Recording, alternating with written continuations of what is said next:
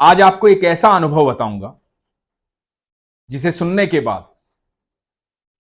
आप भी वैसे ही भाव विभोर हो जाएंगे जैसे मैं हूं।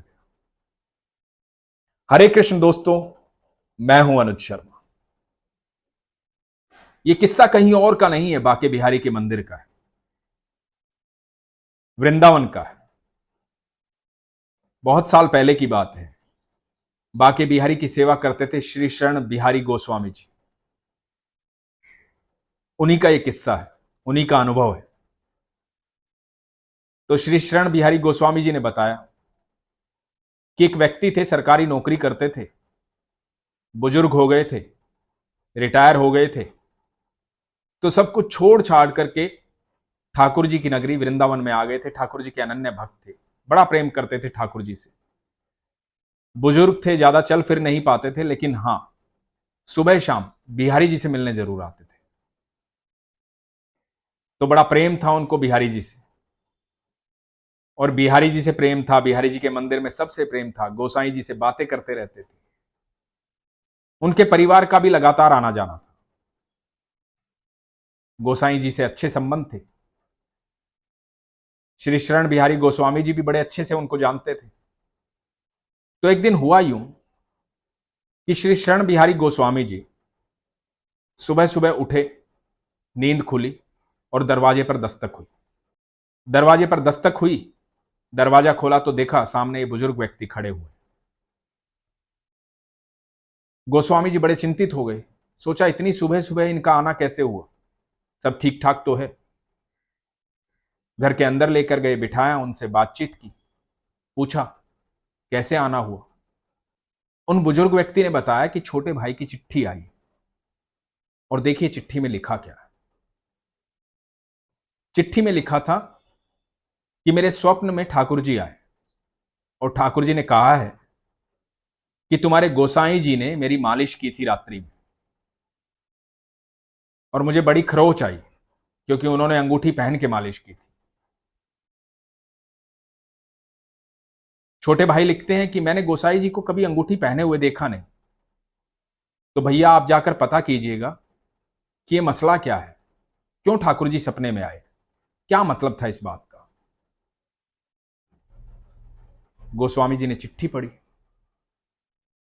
चिट्ठी पढ़ने के बाद याद आया और इन बुजुर्ग व्यक्ति को बताया कि हां,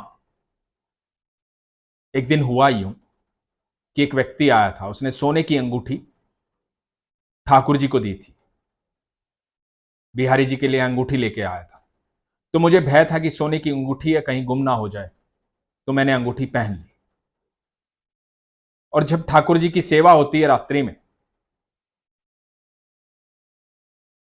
उनकी मालिश होती है, तो मैं अंगूठी उतारना भूल गया और अंगूठी पहने पहने मैंने मालिश की। मुझे अभी याद आ रहा है। तो आप अपने भाई को कहिए कि सपना जो था वो यथार्थ था, सच्चा था, ऐसा ही हुआ था, और उनको मेरी तरफ से धन्यवाद कीजिए। यह सुनकर वो बुजुर्ग व्यक्ति बड़े अचंभित हुए, प्रसन्न हुए, खुश हुए। बोले यहां तो ठाकुर जी साक्षात हैं, बिहारी जी रहते हैं, तभी स्वप्न में आए। हैरान थे लेकिन प्रसन्न थे। उनके भाई को जो सपना आया था वो सपना नहीं था, यथार्थ था, सच था। कृष्ण कृष्ण कहते हुए, राधे राधे कहते हुए गोसाई जी से विदा ली, चले गए। श्री शरण बिहारी गोस्वामी जी कहते हैं कि वो तो चले गए, लेकिन मुझे बड़ा पश्चाताप हुआ कि मेरे ठाकुर को खरोच आई। मुझे बड़ा पश्चाताप हुआ कि मुझसे ये गलती हुई क्यों। मन बड़ा दुखी हुआ। गोसाई जी ने जाके ठाकुर जी से क्षमा मांगी। ऐसे हैं बाके बिहारी, इसीलिए लगती है इतनी भीड़ वहां, इसीलिए दुनिया पागल है उनके पीछे, क्योंकि साक्षात है वो वहां। वो सबकी सुनते हैं, सबके मन की बात जानते हैं। आप कभी देखना वहां कोई चिल्लाकर कुछ नहीं मांगता, सब मन ही मन बातें करते हैं। आंखों से अश्रु बहते रहते हैं, मन ही मन बातें चलती रहती हैं। ठाकुर जी सबको सुनते हैं, जो मंदिर के भीतर होता है उसकी भी और जो मंदिर के बाहर होता है उसकी भी। आपको ठाकुर जी के वहां जाकर दर्शन हो ना हो, लेकिन ठाकुर जी आपको जरूर देखते हैं। और वही सबसे जरूरी है कि हम हमारे ईश्वर को देख पाए ना देख पाए, लेकिन हमें हमारा ईश्वर देखता रहे, यही सबसे जरूरी है। वृंदावन दिल है ठाकुर जी का। भगवान ने स्वयं कहा था कि मैं कहीं मिलूं ना मिलूं, लेकिन वृंदावन में जरूर मिलूंगा।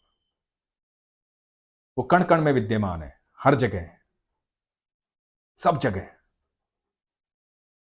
सबसे प्रेम करते हैं क्योंकि सब लोग उनको इस भाव से देखते हैं, सबसे प्रेम करते हैं।